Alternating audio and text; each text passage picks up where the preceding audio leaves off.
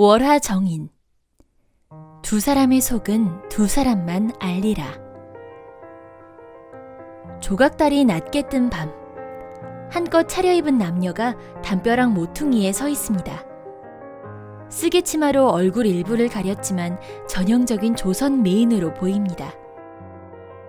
고운 자줏빛 저고리깃과 끝동, 여기에 깔맞춤한 비단신, 치마를 묶어올려 살짝 보이는 하얀 속옷에 옥색 치마까지 이 시대의 패셔니스타라 할 만합니다. 호롱불을 들고 옆에 서 있는 선비 또한 멋쟁입니다. 하얀 중치마에 푸른 띠, 여기에 코와 뒤축을 옥색으로 꾸민 호사스런 가죽신을 신었습니다. 이 선비의 옷차림에서 진정한 압권은 바로 진 자주색 갓끈인데요. 조선시대 선비들은 이렇게 다양한 갓끈으로 끈치레를 했답니다. 그림의 배경이 뿌옇게 처리되어서 섬세한 필선과 화사한 채색으로 그려진 두 연인이 더욱 도드라져 보이죠. 월침침 야삼경, 양인심사 양인지. 달빛 침침한 밤삼경에 두 사람의 마음은 두 사람만 알리라. 두 사람의 마음을 누구나 알 수 있게 그려놓고는 두 사람의 마음을 다른 사람들은 모를 것이라고 능청을 떤 이 화가는 바로 혜원 신윤복이고, 월화정인은 국보 135호인 혜원 전신첩 속에 들어있습니다.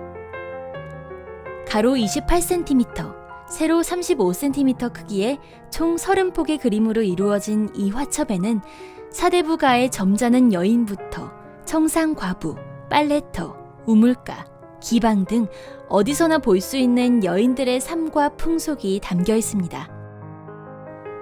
월화정인과 비슷하면서도 또 다른 분위기의 작품이 월야미뢰입니다.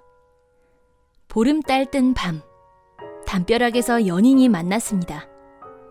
절입과 군복을 입고 방망이를 든 것으로 보아 남자는 군교가 확실합니다. 여인은 뒷모습만 보이지만 남자의 이글거리는 눈빛만으로도 두 연인의 감정이 느껴지네요. 그런데 이 연인들을 지켜보는 오른쪽의 여인의 정체는 과연 무엇일까요?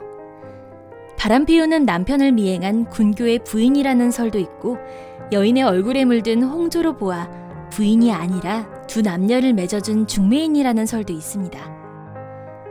보는 사람으로 하여금 상상할 여지를 남겨두는 솜씨야말로 신윤복의 특기라고 할 수 있죠. 좋은 그림은 이렇게 다 그리지 않아도 풍부한 이야기를 담고 있답니다. 혜원 신윤복은 단원 김홍도와 함께 조선시대의 쌍벽을 이룬 풍속 화가입니다. 김홍도가 서민들의 일상과 애환을 진솔하면서도 해학적으로 표현했다면, 신윤복은 양반들의 도의 풍속, 한량과 기생 사이의 사랑과 일탈을 은밀하면서도 에로틱하게 보여주었습니다.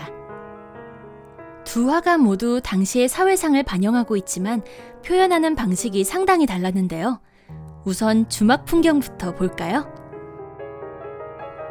단원 그림의 주인공이 주로 서민이라면 혜원의 그림에는 주로 양반이 주인공으로 등장합니다. 그래서인지 주인공들의 복장도 사뭇 다른데요. 단원의 주인공들이 주로 소박한 차림에 성글게 엮은 집신을 신는다면, 혜원의 주인공들은 화사한 옷차림에 코가 뾰족하고 맵시 있는 가죽신을 신는답니다.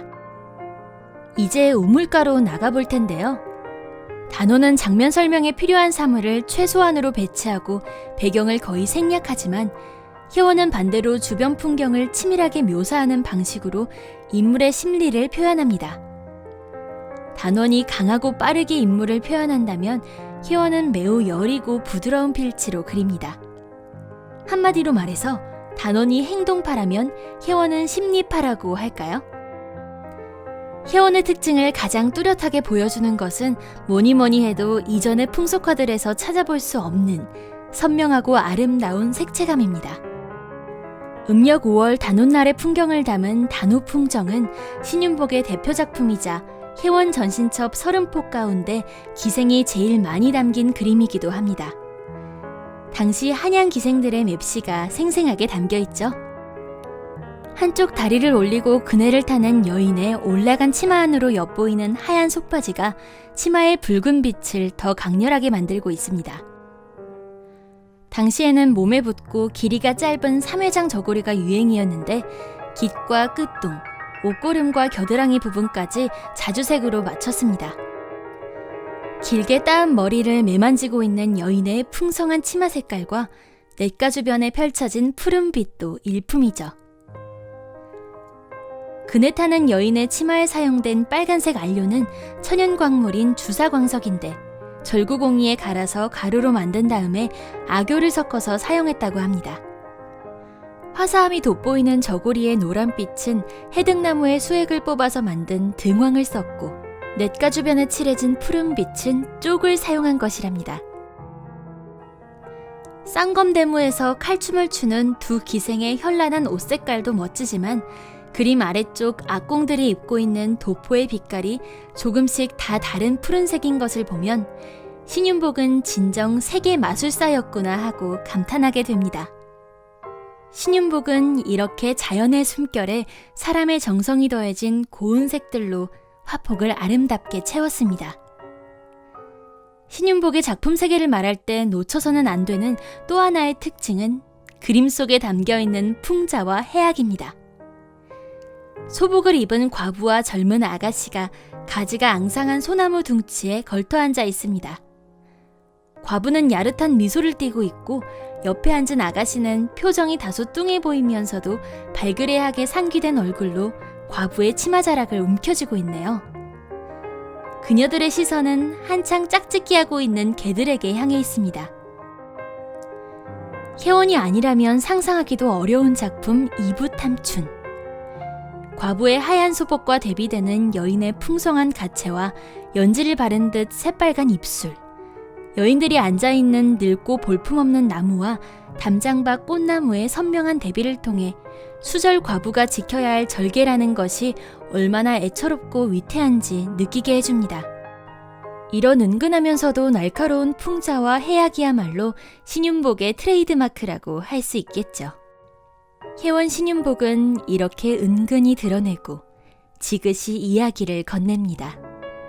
그 속삭임이 들리시나요?